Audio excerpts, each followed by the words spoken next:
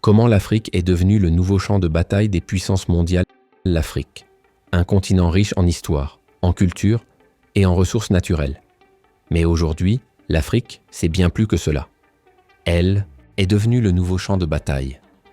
Pas celui des bombes ou des soldats, mais celui des puissances mondiales et de l'influence silencieuse. La Chine construit des villes, la Russie envoie des armes, les États-Unis offrent de l'aide, la France s'accroche encore. Tout le monde veut sa part. Mais la question est, pourquoi maintenant? Et qui en profite réellement? Dans cette vidéo, nous explorons les stratégies, les motivations et l'avenir d'un continent devenu le joueur le plus convoité sur l'échiquier géopolitique mondial. Pourquoi l'Afrique compte? L'Afrique est le foyer de plus, de 1,4 milliard de personnes. D'ici 2050, une personne sur 4 dans le monde sera africaine. Ce n'est pas qu'une question de population, c'est une question de puissance. Le continent connaît l'un des taux d'urbanisation les plus rapides au monde.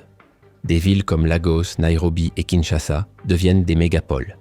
Avec 60% de sa population âgée de moins de 25 ans, l'Afrique ne possède pas que le nombre.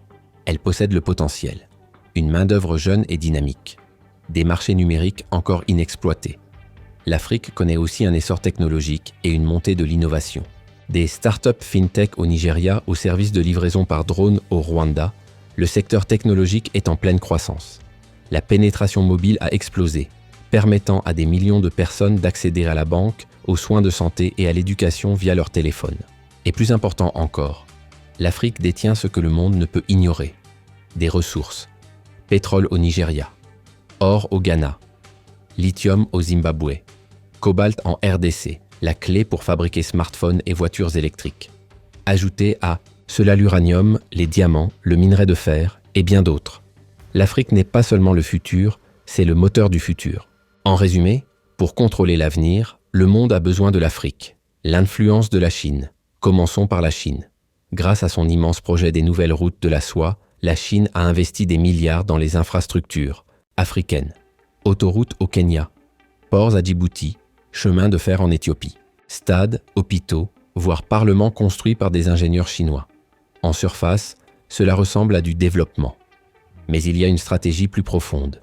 Beaucoup de ces projets sont financés par des prêts. Et lorsque les pays africains ne peuvent pas rembourser, la Chine prend le contrôle d'actifs clés. C'est ce qu'on appelle la diplomatie du piège de la dette.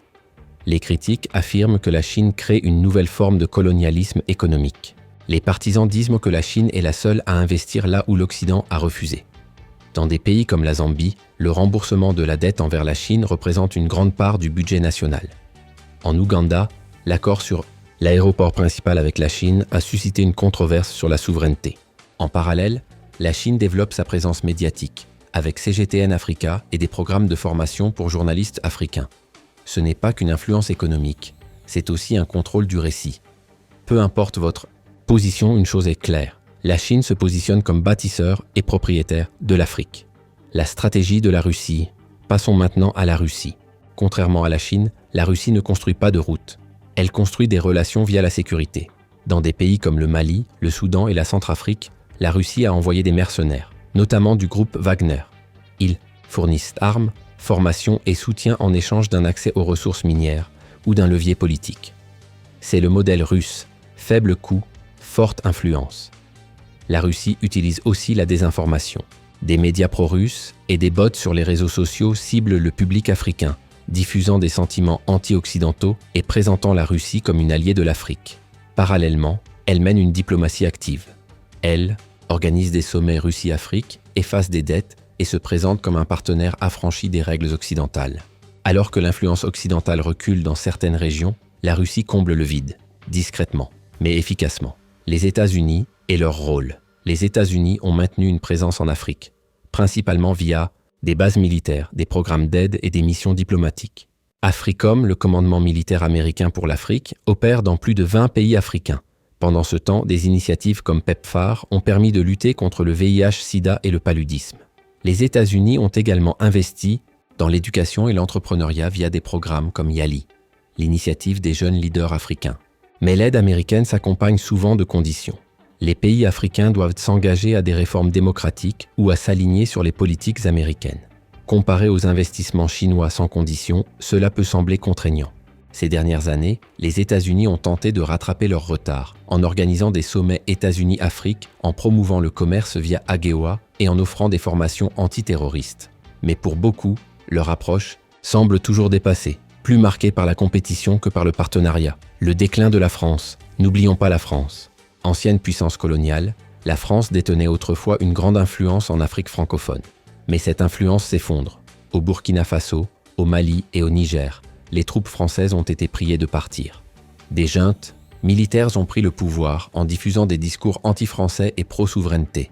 Dans ces pays, on brûle le drapeau français. On brandit le drapeau russe. Le peuple réclame une nouvelle voie. Ce n'est pas seulement une question de politique, c'est une question d'émotion. Pour beaucoup, la France représente un passé colonial qui refuse de mourir. Et ce n'est pas que politique. Le franc CFA, une monnaie encore liée au trésor français, est contesté. Les critiques disent qu'il empêche une vraie indépendance financière. La France peine à redéfinir son rôle, et son passé est peut-être trop lourd à porter. La montée en puissance. Alors que signifie cette compétition mondiale pour l'Afrique? Cela signifie que le continent n'est plus passif. Il est la scène, le prix, et parfois le pion. En RDC, des entreprises étrangères contrôlent la majorité des mines de cobalt. En Éthiopie, la dynamique de la guerre civile est influencée par des puissances étrangères. Au Sahel, des guerres par procuration sont menées selon des agendas extérieurs. Mais l'Afrique n'est pas sans voix. Journalistes, activistes et leaders résistent. Des mouvements comme le panafricanisme, la ZLECAf, zone de libre-échange, continentale africaine, et les écosystèmes technologiques offrent des solutions locales. Les réseaux sociaux changent aussi les récits. De Nairobi à Accra, les jeunes Africains racontent leurs propres histoires, brisent les stéréotypes et exigent des comptes. La vraie question est, l'Afrique peut-elle reconquérir son avenir? Et maintenant, malgré le chaos, l'espoir subsiste. Une nouvelle génération de leaders et de penseurs émerge. Des pôles technologiques au Rwanda au mouvement écologiste en Afrique du Sud, l'Afrique trace sa propre voie. Certains pays refusent là de choisir un camp. D'autres forment des alliances régionales, stimulent le commerce intra-africain et misent sur des solutions locales. Dans l'éducation, les innovations en e-learning comblent les écarts. Dans la santé, des scientifiques africains créent des pôles biotechnologiques. Dans l'agriculture intelligente transforme les méthodes de culture. La diaspora africaine joue aussi un rôle clé, en apportant compétences, capitaux et influence. Au final, cette bataille pour l'Afrique ne concerne pas uniquement les puissances étrangères, elle concerne la puissance africaine. L'Afrique doit faire des choix avisés, non pas sur qui choisir comme partenaire,